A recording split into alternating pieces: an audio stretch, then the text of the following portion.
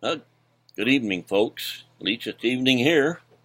Um, this is my 11th video of the Video Sand Challenge in the Sand Super Affiliate Network, where I am heavily involved and excited about my journey. And I would like to entitle this little talk, Follow Instructions. I'd like to share a little story with you that happened back in the summer of 1968, just before I got married. I had been out to visit my wife. Was living in Fortuna, California, but I was still in the Army and stationed at the Presidio in San Francisco until my ETS date. I had come back home medevac from Vietnam, and I had gone out to visit my wife-to-be. And I was on the way home, and I was a little short of money because I hadn't got out of the Army yet and started to work.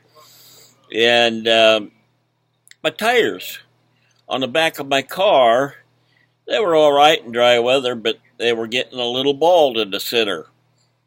And I figured, that won't be too bad. And so, anyway, I was coming in, and this was in August, and it hadn't rained much for quite a while, and we got into it. It wasn't a heavy rain, but it was, things were nice and wet, and I noticed that my car was feeling a little bit squirrely. Well, I went to go up over a little rise by a little bird called Alton. It was not Alton. I can't even think of the name of it now. Fields Landing. And I came up over this little knoll, and all of a sudden my car took off.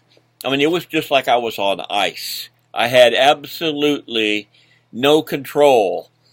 I was going sideways, right towards one of these big signs in the center, and the signs had two posts like telephone posts holding it up. And I was headed right for it broadside with the passenger side. And at the last minute, it turned clear around, and I went through it and made a V out of the back of my little 51 Chevy Coupe. Now, this was a very nice car. If I had a picture located right now, I'd share it with you because it was one beautiful little white Chevy. It only had about 49,000 miles, original miles on it. And I had bought it because the motor was bad and put a 235 in it. And so it was a nice, very, very nice car. Hardly any wear and tear on it. And anyway, I made a V out of the trunk. Went right through, took the back cross member out of the frame and just pulled the parts together. And otherwise, I don't know, I may have gotten hurt, it throws you around the car, no seat belts back then. And anyway,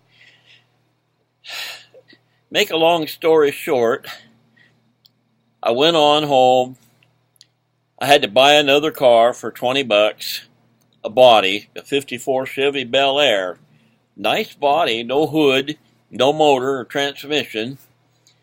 And so I took those out of my white car that I had just wrecked and put them in my 54.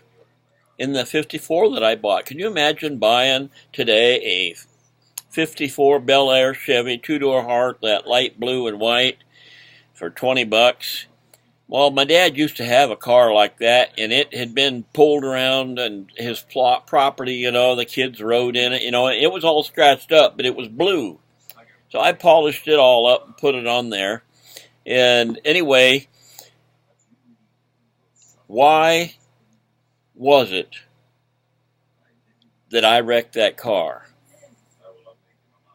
What are the instructions and what are the rules? I didn't even follow the rules. You're not supposed to be driving around with bald tires. It's illegal. So I didn't follow the rules, and I lost my cherished little Chevy. I mean, I loved that car. I felt so bad. It was one of the nicest cars that I ever had as an old car. I mean, you figure a car has 50,000 miles on it, it's barely used. And anyway, I'd like to relate that to my business here in the sand. The fail rate is 97% roughly. The success rate is about 3%. There's only one way to fail, and that's not to follow the rules. And the rules are take massive action and take the steps that they tell you to take. If you don't take them, you aren't going to make your destination. That's all there is to it. So